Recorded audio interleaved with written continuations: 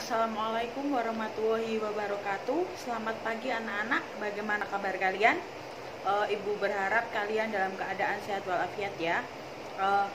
Sebelum pembelajaran kita mulai, alangkah baiknya kita berdoa terlebih dahulu. Berdoa dipersilakan. Berdoa selesai. Baiklah anak-anak, walaupun pada proses pembelajaran di kondisi pandemi saat ini kita belum bisa bertatap muka secara langsung, hanya dengan pembelajaran daring seperti ini saja, Ibu harap kalian tidak patah semangat untuk tetap belajar dan kalian semoga dalam keadaan sehat.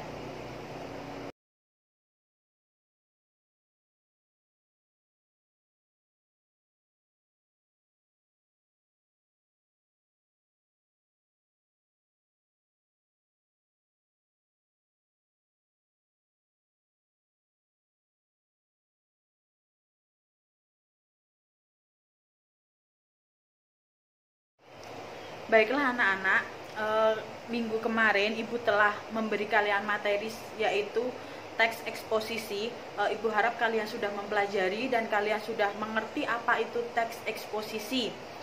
Untuk yang sekarang Ibu akan melanjutkan ke materi teks anekdot. Sebelumnya ada yang sudah tahu apa itu teks anekdot? Iya, langsung saja Ibu akan menjelaskan ya. Teks anekdot itu salah satu cerita lucu yang banyak beredar di masyarakat. Anekdot digunakan untuk menyampaikan kritik tetapi dengan cara yang tidak kasar dan tidak menyakiti. Itu teks anekdot. Anekdot mengangkat cerita tentang orang penting atau tokoh masyarakat atau terkenal berdasarkan kejadian sebenarnya. Kejadian nyata ini kemudian dijadikan dasar cerita lucu dengan menambahkan unsur rekaan. Seringkali partisipan atau pelaku cerita, yang kedua ada tempat kejadian, yang ketiga ada waktu peristiwa dalam teks anekdot tersebut merupakan hasil rekaan. Jadi dapat disimpulkan, teks anekdot ialah cerita singkat yang menarik karena lucu dan mengesankan. Teks anekdot itu biasanya mengangkat tentang cerita sebenarnya atau kejadian yang nyata. Kejadian ini kemudian dijadikan dasar cerita dengan menumbuhkan atau mendasarkan unsur rekaan. Seringkali partisipan atau pelaku cerita, tempat kejadian, atau waktu peristiwa dalam teks anekdot. Untuk yang kedua yaitu ada ciri-ciri dari teks anekdot, yaitu disebutkan ada 9. Kita mulai dari yang pertama, yaitu yang pertama ada teks anekdot diceritakan secara singkat. Yang kedua ada teks anekdot berisi tentang humor yang menarik. Yang ketiga ada teks anekdot bersifat menghibur atau entertain. Yang keempat ada teks anekdot biasanya mengenai orang penting atau terkenal. Yang kelima ada cerita berdasarkan kejadian sebenarnya. Yang keenam ada teks anekdot itu memiliki tujuan tertentu. Yang ketujuh ada teks anekdot itu bersifat menyindir. Yang kedelapan ada teks anekdot yaitu cerita yang disampaikan mirip dengan dongeng.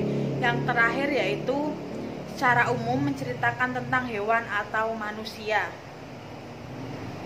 Jadi dapat dipahami kan ya untuk yang pengertian sama ciri-ciri. Untuk yang selanjutnya Ibu akan membahas lebih lanjut tentang tujuan teks anekdot. Apa sih tujuan teks anekdot itu? Tujuan teks anekdot yaitu terdapat beberapa tujuan umum teks anekdot.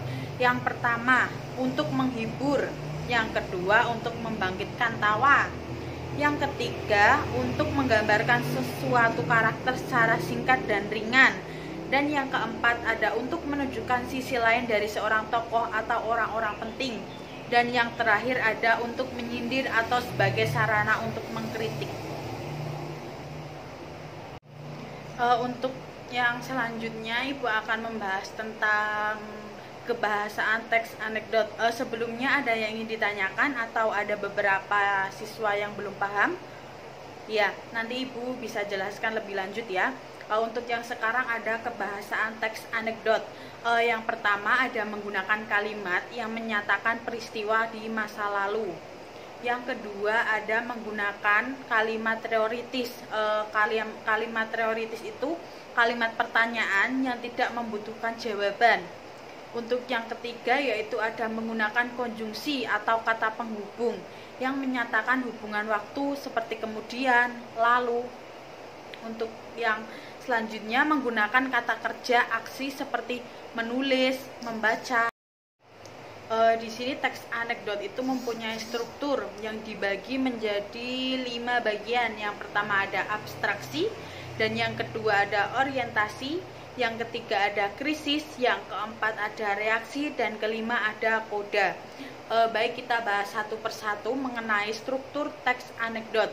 Yang pertama yaitu ada abstraksi. Abstraksi itu merupakan pendahuluan yang menyatakan latar belakang atau gambaran umum tentang isi suatu teks. Bisa dipahami? Ibu ulangi lagi ya. Untuk yang abstraksi, abstraksi merupakan pendahuluan yang menyatakan latar belakang atau gambaran umum tentang isi suatu teks. Untuk yang kedua yaitu ada orientasi. Apa itu orientasi? Orientasi itu merupakan bagian cerita yang mengarah pada terjadinya suatu krisis, konflik, atau peristiwa utama. Bagian inilah yang menjadi penyebab timbulnya krisis. Diulangi lagi ya. Orientasi itu merupakan bagian cerita yang mengarah pada terjadinya suatu krisis, konflik, atau peristiwa utama. Biasanya bagian ini yang menjadi penyebab timbulnya krisis. Untuk yang ketiga ada krisis. Krisis atau komplikasi merupakan bagian dari inti peristiwa suatu anekdot. Biasanya pada bagian krisis ini terdapat kekonyolan yang mengelitik dan mengundang tawa. Yang keempat ada reaksi. Reaksi itu merupakan tanggapan berupa sikap mencela atau menertawakan, tanggapan atau respon atas krisis yang dinyatakan sebelumnya. Diulangi lagi ya. Dari yang krisis atau komplikasi itu merupakan bagian dari inti peristiwa anekdot tersebut. Pada bagian krisis ini biasanya terdapat kekonyolan yang menggelitik dan mengandung tawa di dalam krisis tersebut. Yang keempat itu ada reaksi. Ibu ulangi lagi. Reaksi itu merupakan tanggapan atau respon atas krisis yang dinyatakan sebelumnya. Reaksi yang dimaksud dapat berupa sikap mencela atau mentertawakan. Yang kelima yaitu ada koda.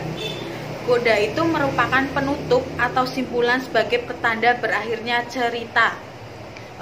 Di dalam koda itu dapat berupa persetujuan, komentar, ataupun penjelasan atas maksud cerita yang dipaparkan. Sampai sini bisa dipahami untuk yang struktur teks anekdot.